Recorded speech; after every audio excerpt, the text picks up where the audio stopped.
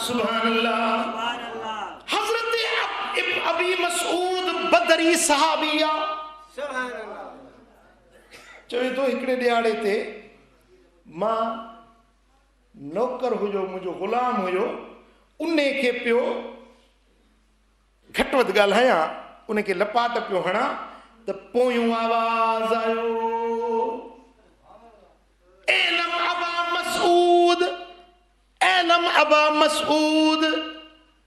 ओ अबू मसूद ख़बर अथई जी मां पंहिंजी कावड़ में हुअसि, उन नौकर ते ग़ुलाम ते अहिड़ी कावड़ में हुअसि जो को आवाज़ पोयों थियो त मूं न ॿुधो।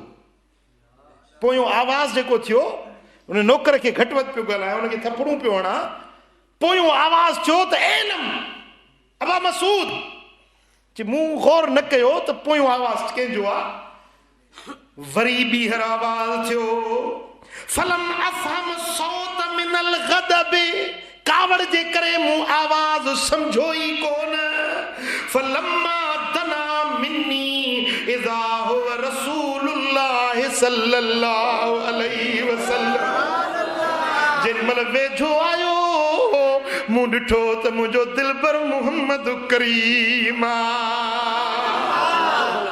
फसकत सौत मिन यदी मिन हैबती,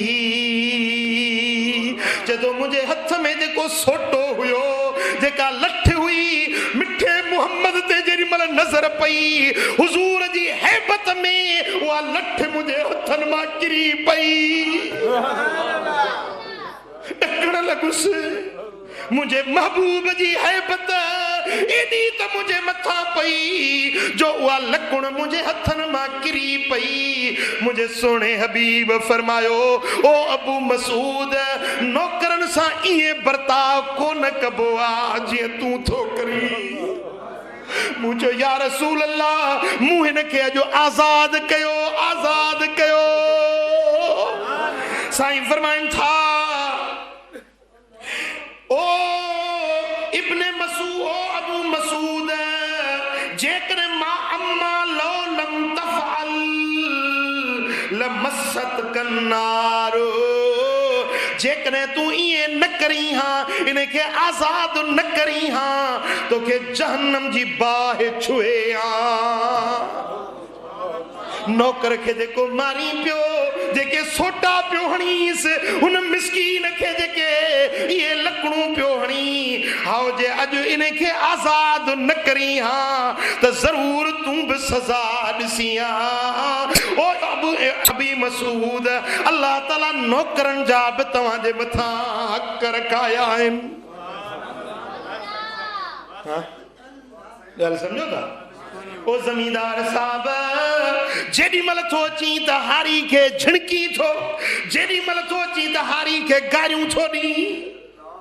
हू वेचारो आधी रात जो उथी तुंहिंजी बन्नी जी संभाल कंदो आहे, लुंडियूं लताड़े गर्मियुनि में, सर्दियुनि में, मींहनि में, वाचुनि पारनि में वञी बनड़ी जी संभाल लहंदो आहे। केॾी महिल इहो बि तसवर कर, ओ बंगलनि में रहण वारा, ओ बेजारनि में चढ़ण वारा, ओ कारुनि मोटरनि में चढ़ण वारा, केॾी महिल तसवर कर त इहे ग़रीब मिस्कीन मारूअड़ा कीअं वञी बन्नियूं आबाद था कनि। रात जो बन्ने ते कोडर सेरांदी खां रखे, इन जी रात कीअं गुज़रंदी हूंदी। गरीब जे मथां बाझ कर, गरीब जे मथां रहम कर, शफ़क़त कर, जो रब्बुल आलमीन जल शानो वटि इन्हे जो बि तोखां पुछाणो थियण वारो आहे।